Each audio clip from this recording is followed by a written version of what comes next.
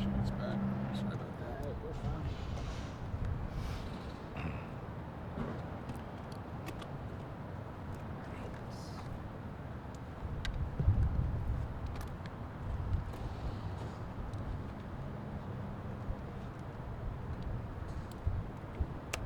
Alright, sir. I'm ready if you guys are. Ready? All right, let's go. Chris, you want to begin with a statement, or just want us to ask you, or? Well, first, Chris Giordano, Giordano. I am the president and general manager of the State Fair of Louisiana. Unfortunately, as many people know, this past Saturday night at about 9:15 p.m., there was an incident that occurred at the State Fair, inside the State Fair, right here in this carnival area where we're standing now.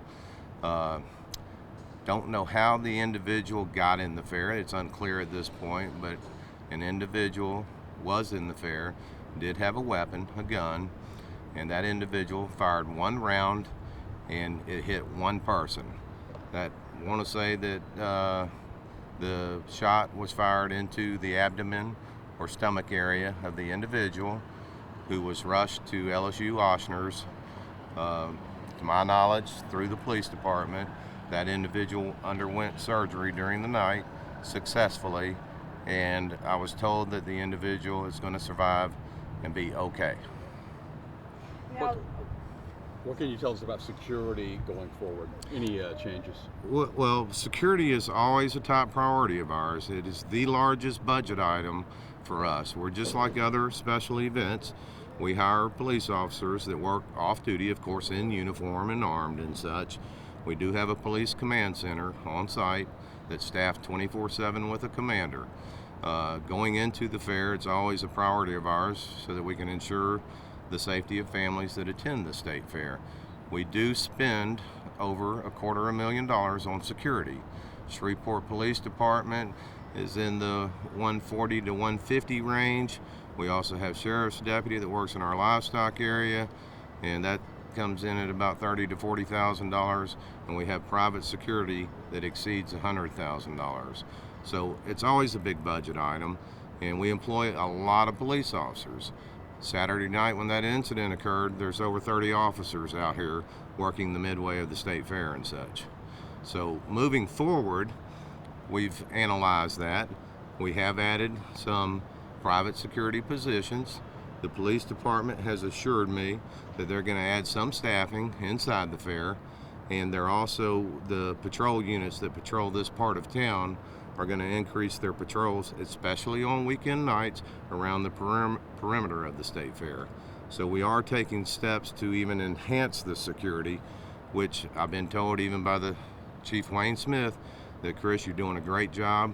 We're doing all we can do to put the numbers out there and to have the measures, but we did identify a couple areas. It's a very large fairgrounds with a lot of fencing around it, and we identified a couple areas where private security can be placed to watch some additional fence lines and gates that we don't use as public gates, to make sure that no one is trying to jump the fence or possibly pass a weapon through the perimeter of the fairgrounds. Adding, how many positions are you adding? Well, on the private security, we've added about a half a dozen in some areas, and one of the areas is just behind us where the Boys and Girls Club is, where the helicopter operates, and we do have 2 security guards now that are working right there, one on a barricade line that's behind the helicopter, and then one at the gate where the folks that have ridden the helicopter come back into the fair.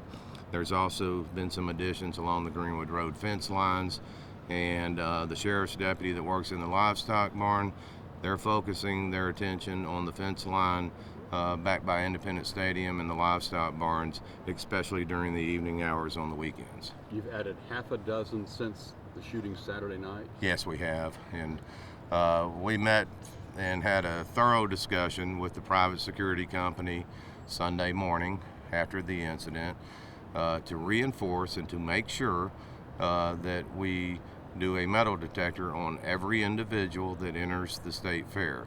And that's what the plan is all along, and they assured me that they were doing that, but I wanted to reinforce the idea that we have to do that on every individual, no matter their age, no matter what they look like, and also that if we have any bags coming in, such as a diaper bag or what have you, to make sure we do a thorough check on the bag, and if there is any suspicion of an item on a person, to do a thorough pat down on the person as well.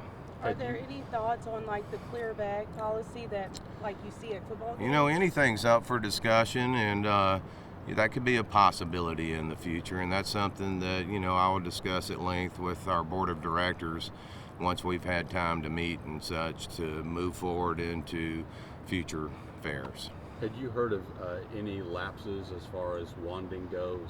I saw some things on social media, and that's why I wanted to reinforce the idea. They assured me they were, and you know, sometimes what you see on social media is not 100% accurate, but definitely heightened awareness. So even if it is just a social media comment, we take it seriously, and we want to investigate and analyze if there's truth to that, and even if there is or is not truth, to make sure that we're doing the right things. Now this area back here where it happened, there's no entryway back here, correct? That's correct. There is a gate behind us that we shut down once the fair opens, because we have 2 entrance gates where we can monitor the folks that are coming into the fair. The gate that is back here by the fire station, we did use it as an emergency exit following the incident, so that the people fleeing the scene could have a quick way out. After the incident happened, how did things go? Did the security get here pretty quick, and y'all were able to get people out of the fair? Yes, the police got here immediately when the incident occurred.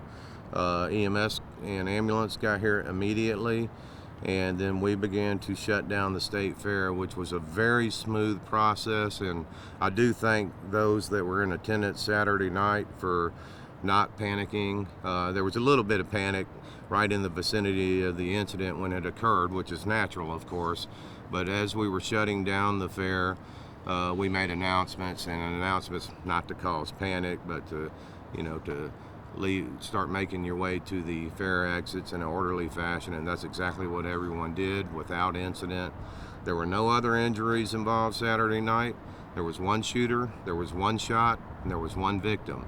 I was told by the police department that this was not a random act of violence, that this was intentional and intended for the victim. And how do you feel about fair security going forward for next year? Well, you know, we're very comfortable because we know that we're doing everything in our means to secure the fair. So I'm comfortable in that. Now, I don't think any event nor any venue is 100% immune to having any type of incident occur. So, you know, there's always a possibility for something like this. It's horrible. It's the times we live in. We have a lot of misguided youth in our city right now, and we have to do something to try to resolve these problems. But if there's no overnight fix for it, Chief of Police cannot snap his fingers and fix all the problems of Shreveport. Mayor Adrian Perkins cannot snap his fingers and fix all the problems of Shreveport overnight. There's a lot of different things that go into this, some societal things, judicial things, and it's very unfortunate though that most of these shootings that are occurring in the city of Shreveport are juveniles. You know, the occasional adults have problems as well, but it's mostly juveniles, and we've got to reverse this trend. I know that the homicide rate is way up this year, as is compared to, I think, dated back to even like 1993, that the numbers have not been this high. We know that our police department as a whole throughout the city does not have the number of officers that they once had. So there's lots of different components that have to be addressed, and you know, we have a great community here, and you can see that at the State Fair. I saw it yesterday. I see it every day. We have families of all walks of life, all races. Yesterday was a Latino-themed day at the fair called Fiesta at the Fair, and you wouldn't believe the number of Hispanic families that were here yesterday. And you don't see hate. You don't see racism at the fair. You see people having a good time together with their families, and that's what it's all about. It's like a melting pot, just like our country, the United States. And in order for these events in Shreveport to continue and to survive, we got to do something as a community to address these problems. And it's going to take an effort from all different parts, business, citizens, government, but we got to figure out a way to reverse the trend and find alternatives so that the misguided youth can get guided.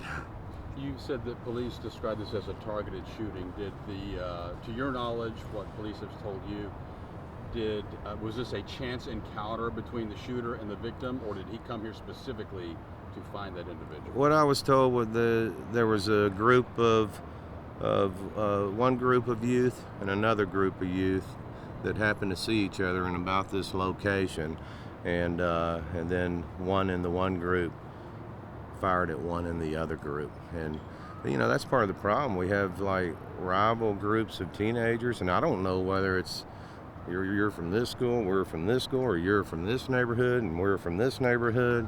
But it's got to stop. And they're using guns. There once was a day when youth tried to solve their problems with each other with fist fights and such, but we don't see much of that recently. And it's horrible, and it's a challenge for the entire community to figure out a way to put an end to this madness. And the State Fair partners with Shreveport Police Department, not only during the State Fair. They've used our facilities throughout the year as a command post when they've gone to serve warrants and such, and we're always going to be a partner of any police agency to help try to solve and to remedy the crimes that we have in Shreveport. And what do you have to say to the people who say, I don't want to come to the fair at night because something like this may happen? I say that's your choice, but don't give up on the State Fair. It's a great event. It's a great event for families. We generally do not have these type of problems really on any day, but definitely on the weekdays that we're open, the weeknights that we're open, Saturday afternoon. I tell some families that may be apprehensive of a late Saturday night, well, just don't stay late Saturday night. Come out during the day on Saturday. Stay until the sun goes down so you can see all the bright lights of the fair. And if you have a family with small children and you're a little apprehensive, then, maybe you ought to take off around 7 or 8 o'clock and go home or go do something else. But, the fair is a safe place, and it's unfortunate this incident took place. This is the first time there has ever been a shooting inside the gates of the State Fair, although there's other talk on social media regarding that as well. But this is the first time since I've been working here, and I've been working here since 1998, that a shooting has taken place inside the gates of the State Fair. I have saw people were asking about maybe putting those portable towers, kind of like they have at Lowe's or on Bourbon Street, that have cameras in the area. Has there been any talk of that for the State Fair? That has come up in some discussions in the past, but that's something we need to look at again too. That's a very valid suggestion. So, moving forward, maybe that is something that we try to install with the Shreveport Police Department. But what we have done, which is different than a person in a tower, of course, but prior to this fair, we started installing surveillance cameras outside at the fair. Our budget is somewhat limited. We can't watch every square inch of this fairgrounds, but as we were opening the fair, we've added